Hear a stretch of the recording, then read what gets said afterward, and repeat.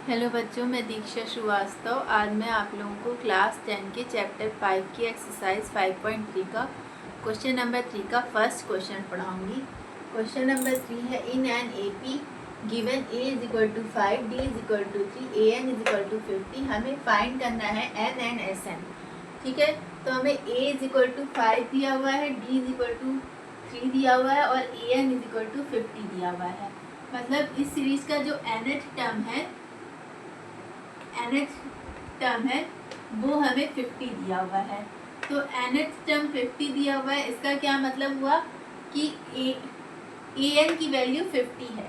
तो A N किसी भी सीरीज का nth टर्म क्या होता है, a plus N minus one D.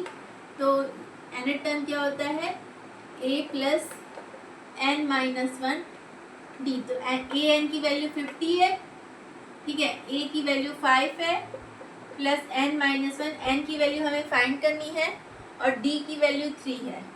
ठीक है, तो 5 को इधर भेज दो तो 50 माइनस 5 हो जाएगा और 3 का अंडर मल्टीप्लाई कर दो तो 3n माइनस 3 हो जाएगा। ठीक है, 50 माइनस 5 45 हो गया और इस 3 को इधर भेज दो तो प्लस 3 हो जाएगा इज इक्वल टू 3n। ठीक है, तो ये 48 इज इक्वल टू 3n हो जाएगा। तो n इज इक्वल टू 48/3। तो 3 वन जा 3, 3 6 18, यानी n इज इक्वल टू 16 आ गया। यानी इस सीरीज का जो 16th टर्म है वो 50 है। ठीक है, यानी इस सीरीज में 16 टर्म है। ठीक है, अब हमें क्या फाइंड करना है, एस एन। ठीक है, तो एस एन क्या होता है, एस एन होता है n/2 first term plus last term. ठीक है, तो n की वैल्यू हम निकालें 16 हो गया, तो 16/2 फर्स्ट टर्म क्या है 5 है, ठीक है, प्लस लास्ट टर्म। तो इस सीरीज का जो nth टर्म होगा वही ना लास्ट टर्म होगा। तो nth टर्म क्या है हमारा 50, तो यहाँ पे आ जाएगा 50।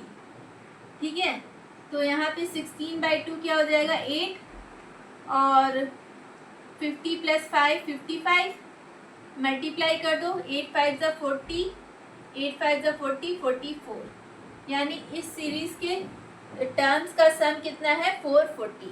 ठीक है, एन टर्म का सम कितना है 440। ठीक है,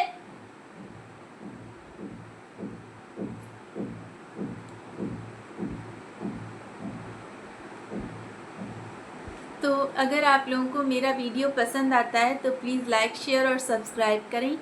अगर आप लोग मेरे चैनल पर नए हैं तो ज़रूर से ज़रूर सब्सक्राइब करें और कमेंट करें। Thank you.